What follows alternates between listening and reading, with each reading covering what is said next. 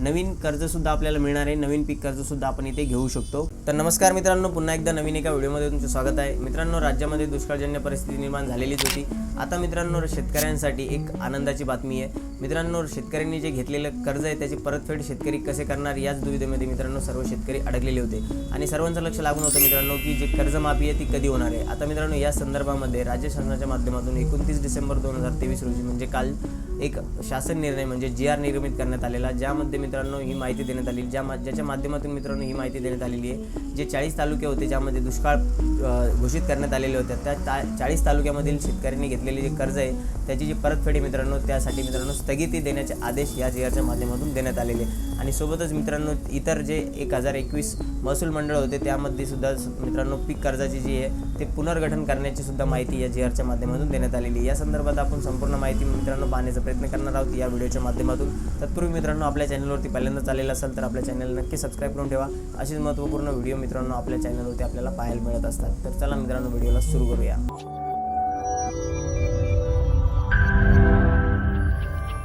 तर मित्रांनो, GR तुमच्या समोर आहे। सन 2023च्या खरीप हंगामामध्ये राज्यातील दुष्काळ परिस्थिती घोषित केलेल्या 40 तालुक्यांमध्ये तसेच मित्रांनो इतर तालुक्यामधील 1021 महसुली मंडळामध्ये पीक कर्जाचे पुनर्गठन व शेतीशी निगडीत कर्जाच्या वसुलीस स्थगिती देण्याबाबत हा शासन निर्णय 29 डिसेंबर 2023 रोजी मित्रांनो हा शासन निर्णय घेण्यात आलेला आहे। मित्रांनो, शासन परिपत्रक आपण समजून घेऊयात। सन 2023च्या खरीप हंगामामध्ये महसूल व वन विभाग यांच्या मार्फत मित्रांनो 40 तालुक्यांमध्ये दुष्काळ जाहीर करून तसेच मित्रांनो या तालुक्या व्यतिरिक्त इतर तालुक्यामधील ज्या महसुली मंडळामध्ये जून ते सप्टेंबर 2023 या कालावधीमध्ये सरासरी पर्जन्याच्या 75% कमी किंवा 750 मिलीमीटरपेक्षा कमी झाले आहे अशा एकूण 1021 महसूल मंडळामध्ये दुष्काळ सदृश्य परिस्थिती घोषित करून दुष्काळी भागात उपाययोजना व सवलती लागू करण्याबाबत निर्देश दिलेले आहेत। मित्रांनो, या परिपत्रकाद्वारे सूचित करण्यात येते 24 तालुक्यामध्ये गंभीर स्वरूपाचा व 16 तालुक्यामध्ये मध्यम स्वरूपाचा दुष्काळ जाहीर केलेला आहे। मित्रांनो, येथे नमूद केलेले 1021 महसूल मंडळामध्ये दुष्काळ सदृश्य परिस्थिती घोषित करून खरीप हंगाम 2023 हंगामातील शेतीशी निगडीत कर्जाच्या वसुली स्थगिती व कर्जात पुनर्गठन करण्यास मित्रांनो मान्यता देण्यात येत आहे।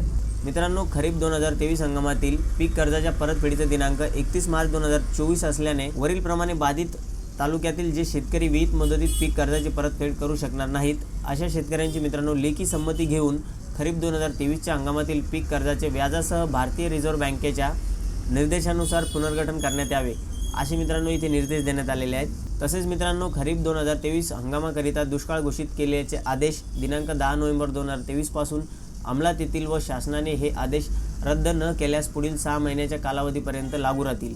त्या अनुषंगाने मित्रांनो राष्ट्रीयकृत बँका, व्यापारी बँका, महाराष्ट्र राज्य सहकारी बँका लिमिटेड व संबंधित जिल्हा मध्यवर्ती बँकांनी आवश्यक ती कारवाई करावी अशी सुद्धा मित्रांनो इथे निर्देश देण्यात आलेले बँकांना सुद्धा।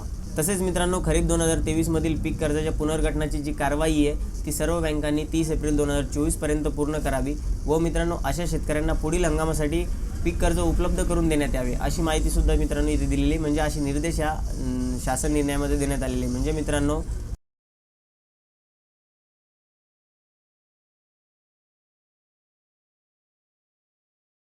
नवीन कर्जसुद्धा आपल्याला मिळणार आहे, नवीन पीक कर्जसुद्धा आपण इथे घेऊ शकतो अशा प्रकारची माहिती मित्रांनो या GRच्या माध्यमातून इथे देण्यात आलेली आहे। तर मित्रांनो, ही एक महत्त्वपूर्ण माहिती होती। आपल्याला जर हा व्हिडिओ आवडला असेल तर नक्की व्हिडिओला लाईक करा। आपल्या चॅनलवरती पहिल्यांदाच आला असाल तर चॅनल नक्की सबस्क्राईब करून ठेवा। व्हिडिओ मित्रांनो नवीन माहितीसह नवीन व्हिडिओमध्ये, तोपर्यंत धन्यवाद।